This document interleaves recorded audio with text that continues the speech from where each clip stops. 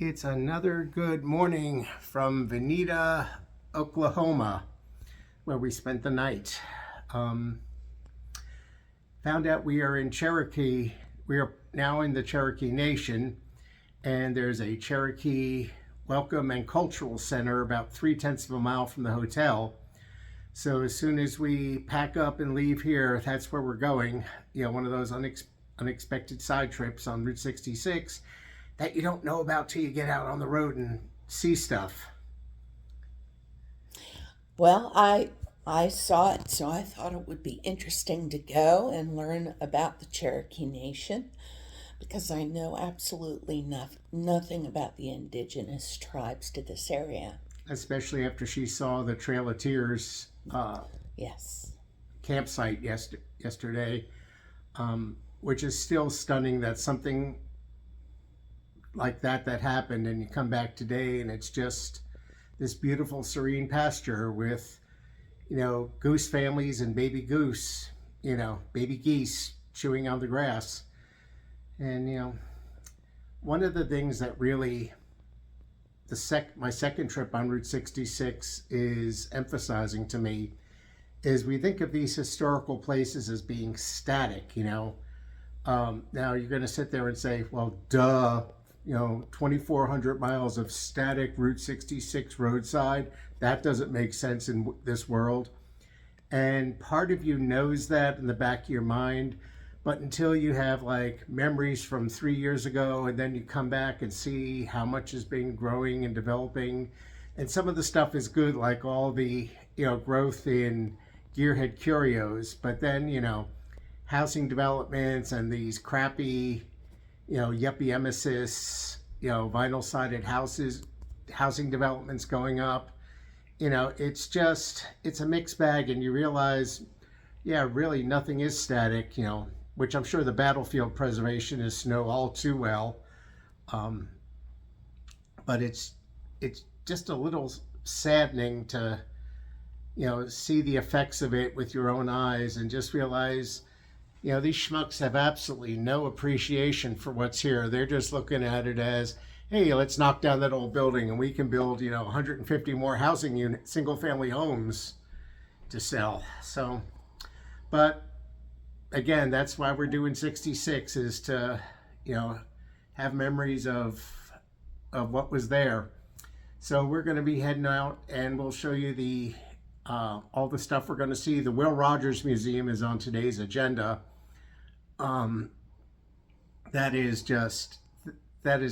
Will Rogers Museum will definitely get your spirits up, no matter who you are. We are just outside of Viterra. Well, actually, we're just right outside of the hotel in Viterra, Illinois, at the Cherokee Cultural and Welcome Center. And Lynn knows something about this culture. The lettering at the very top of the sign is written in Cherokee language, which up until the 1820s was solely spoken. A Cherokee named Sequoia decided it would be a good idea to develop it into a written language as well. So he developed a syllabary of the language where each sound in words was a symbol.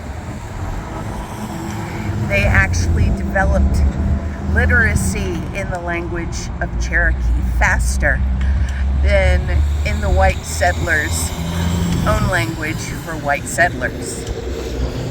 There even came the Phoenix, a Cherokee written newspaper.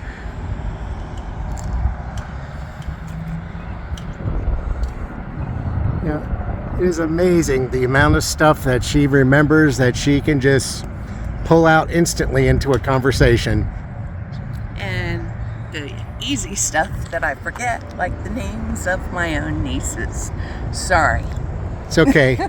Smart chicks are hot. And one of the cool nerdy things about waiting 10 minutes for the door to unlock and being just intensely curious about everything is that you look around and you see this little stuff off to the side, that I wouldn't have noticed if we had just parked and gone straight in. But there's a whole little thing on the side here, including lots more information. That because it's off to the side, we just would have walked in and never noticed, because it's kind of hidden here behind some walls and fences. But wow.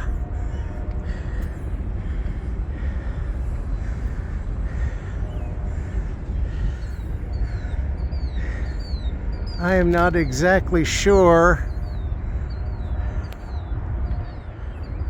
of all the symbology here, what I'm looking at, but I can find out about it. Okay, and there's a little entrance to it over here to the side. Not sure if that's to let sunlight through or what that's for, but now I've got something to study, and Lynn has something to study, and it's really cool. See? Show up, wander around, don't be in such a damn rush. Okay, the doors have unlocked, and Lynn is the first person in.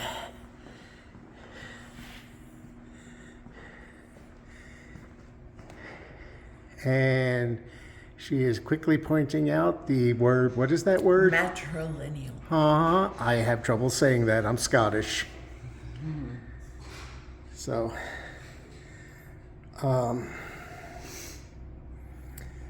and talking about the Trail of Tears here also, where we were at yesterday.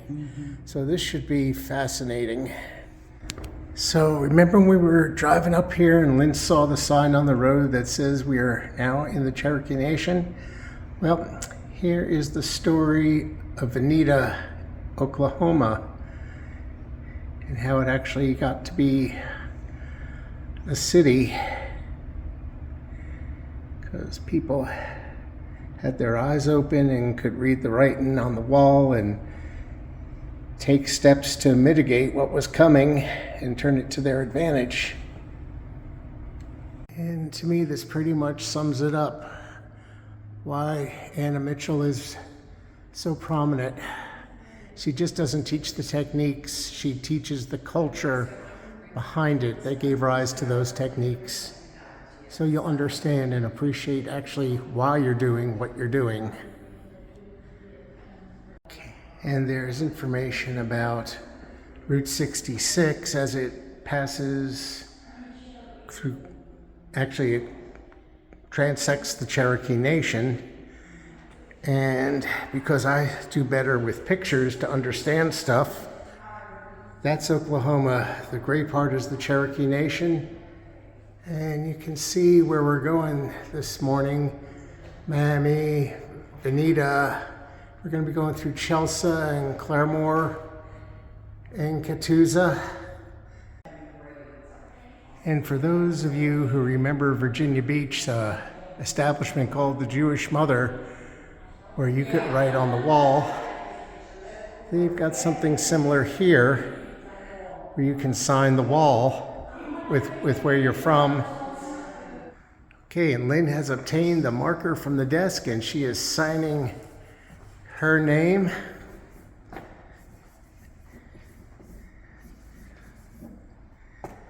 Here's Glenn signing the wall. So very happy too.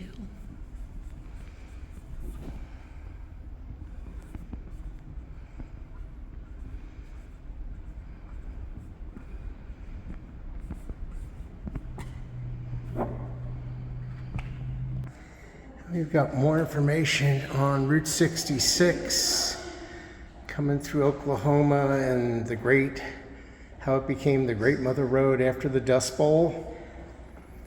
And we move on to Will Rogers. He was on Route 66 in a parade through here in Veneta in 1934. And we're going to see a little bit more of him at the Will Rogers Museum. And in case you thought I was being delusional about the birthplace of Route 66 being in Oklahoma, it is right here. So I was not making that up or misremembering something from the History Channel. Again, more information on the roots of Route 66 from the old, following the old railroads, and they all realized the dirt roads were no longer going to be adequate after cars came along. So tons of fascinating history here, and a big feature of what's here is, of course, the pottery and the tools for making the pottery and putting patterns in.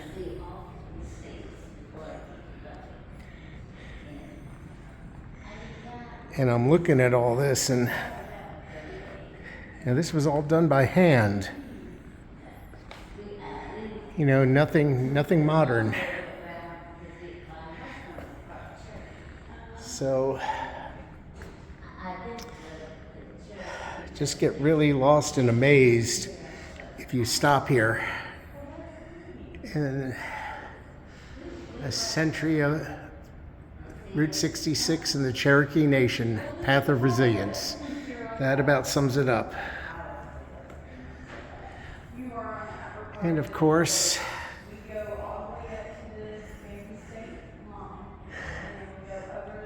Ann Mitchell has a statement here about how pottery just brought so much more to her life.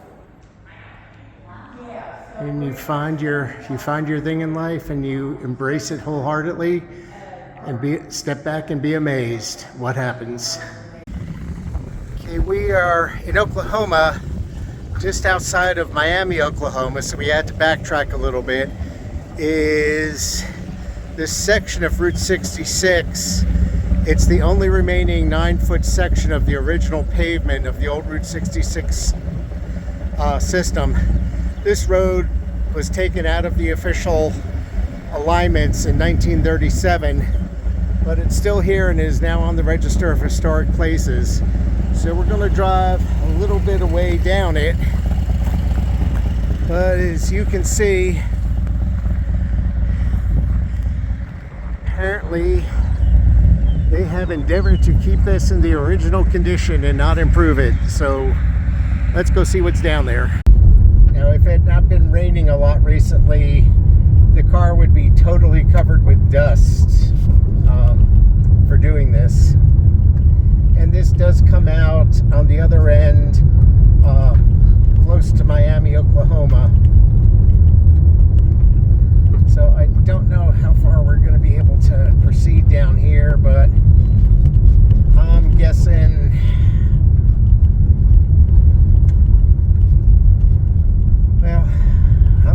I don't know what to guess anymore. Road closed. Local traffic only. To be honest, I think we should go back. Probably a good idea. We are turning around because they are working up there. Just letting you know. But show the cows. What? Yeah, zoom in so they get a good view of the cows and the calves laying down. And look at the little baby calves lying down. They're so cute. No, they're adorable. If that wasn't a barbed wire fence, I'd jump it and go pet the cows. More cows. More cows. Very adorable cows. Sorry. It's okay. I'm just trying to drive here. Let's give you a feel for what we're seeing here in Oklahoma. It is like absolutely flat land as far as the eye can see. And amber waves of grain. And come around to the other side of the car, and it's flat with amber waves of grain as far as the eye can see. It is, and it's all rural and country with cows. Beautiful. And we are on 66, the original 66, so this is what you drove through for miles back in the day. Coming to you live from the city of Chelsea, Oklahoma. This is one of those phenomenon that evolved on Route 66. Traffic on 66 in its heyday was so great that in places like Chelsea, it became a hazard to cross the street on Sunday to get to church. So what they did in this town is they dug an underpass under Route 66 so the people could safely go to church without risk getting run over or causing traffic accidents. So this is the underpass. Some graffiti, a lot of murals on the side of the walls, and they even dug little drainage ditches either side of the pavement to facilitate water drainage. So I don't even see a church close by anymore, so this was something from a bygone era, but it has been maintained and restored and is one of those interesting footnotes in the history of 66. And as far as I know, is the only place like it on 66. Coming to you from Claremont, Oklahoma, we have officially arrived at the Will Rogers Museum.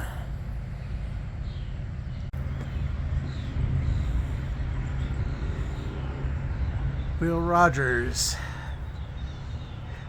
was part Cherokee and coming into the museum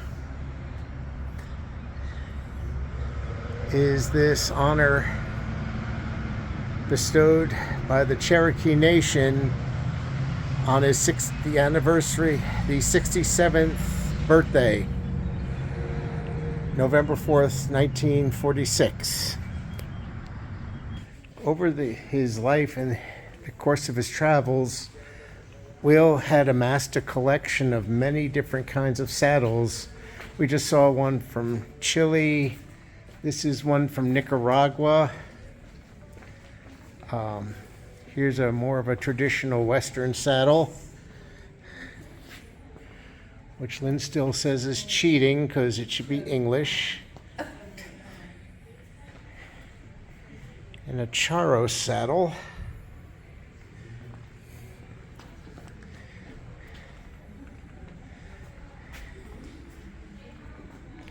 And more saddles over here.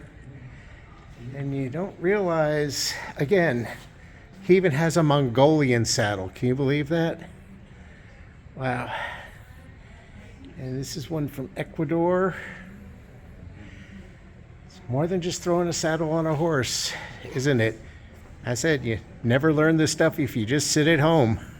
Yep. It's a Navajo saddle.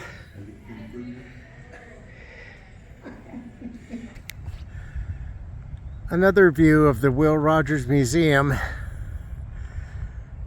from the terrace out here that's accessible from inside the museum.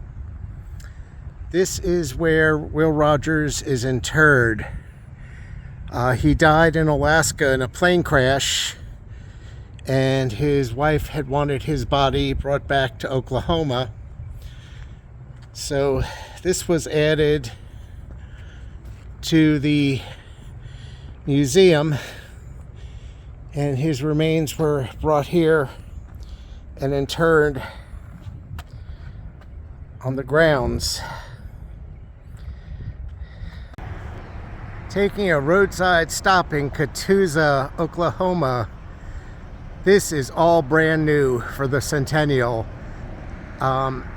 This new building, this new promotion for the blue whale, which has been here for like a long time. So I want to see what's inside the new thing. I mean, they used to have a gift shop and a little thing here, but it was in like a little wooden shack, you know, next to the whale. So I'm kind of interested to see what's in the new building. So the Blue Whale building in here is not open yet, and we saw signs that says that their grand opening, oh, here we go, and they just popped this up. Grand opening is going to be on May 30th for Memorial Day weekend. So the building's done, but it's just not outfitted and open yet. But we can go down and see the blue whale. So all of this, the concrete, the boulders, the landscaping, the stairs, this is all brandy new. It just used to be you came down the hillside and there was a couple of wooden shack buildings. They sold some trinkets and came down to see the whale. But it is much more now.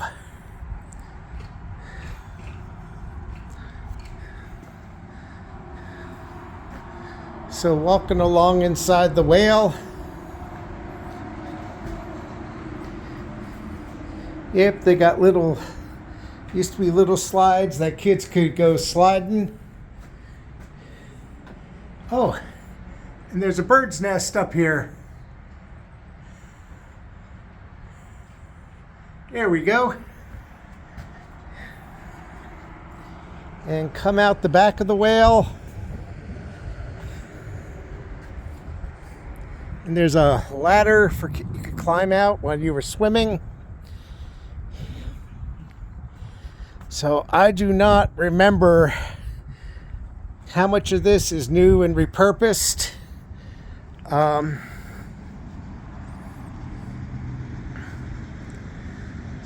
I do know that the whale is back open for business with much nicer surroundings and probably meeting more modern safety standards. I'm gonna come across for the last shot of the whale, the more traditional shot that you always see advertised, and on to Tulsa. Okay, we're happy. It's Tulsa. Hey, right next to Buck Adams in Tulsa is this Decapolis dinosaur place that Lynn spotted. And you know how she is with dinosaurs.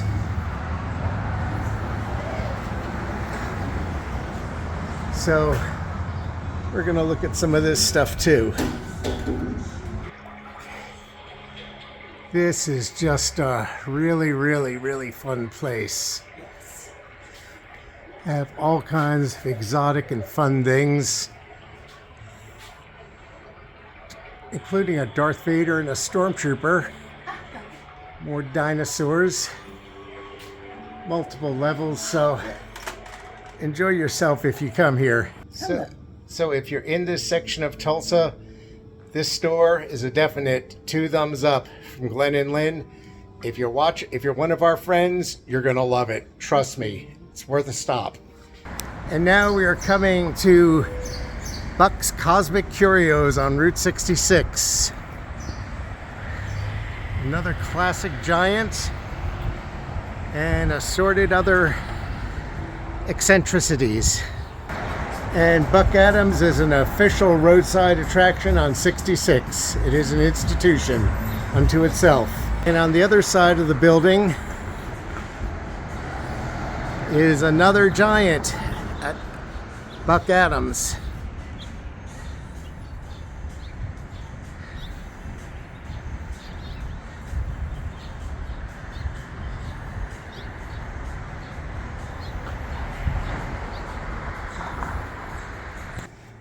And could not remember her name. That was Stella Adam out there. Could not pull that name out of my brain. I must be getting old or something. Okay, crossing the street from Buck Adams, coming back to the car, I just saw this stenciled on the sidewalk. It's like, okay, just strange things you run into. I didn't notice that before. Yeah, neither did I. Okay. Hello. Hi. Coming to you tonight from Tulsa, Oklahoma in an undisclosed location, but it's probably a motel somewhere. one thing we probably should state is that there's just tons and tons and tons of stuff along 66. And number one, I know people have commented, hey, we should make a drinking game. Every time you say 66, we take a drink. And I can certainly endorse that as a Scotsman, just not one you have to drive. And the other thing is that there's just tons of stuff along here. You know, we can't stop and get a shot of every cool thing. Otherwise, we'd be doing 2-hour videos every night. But hopefully what we have is enough to whet your appetite to get you out here and you can discover things you think are cool. Yeah. And there are new things that have popped up since the last time I was out here or that I haven't read about before in the books that we just find. And they're getting ready for the birthday this year. Yeah, like the blue whale. Okay, that's been totally overhauled. The new building is built. It's not open yet. It's still empty, but they're going to be open by May 30th, they say. But pretty much everything else around the blue whale has been overhauled, and it is an impressive job. So just letting you know that, again, there is just a lot of stuff out there to see, and we can't show it all to you, but, you know, hopefully we're showing you enough to get you to pack up the car and take a trip yourself. And on that note, we're gonna pack it in for the night, do the video. Tomorrow we continue west from Tulsa, hopefully passing through Oklahoma City without too much trouble, and then on into Texas. So we'll see how far we get tomorrow, see what the weather's going to do and what the roads are like. Bye. Bye-bye.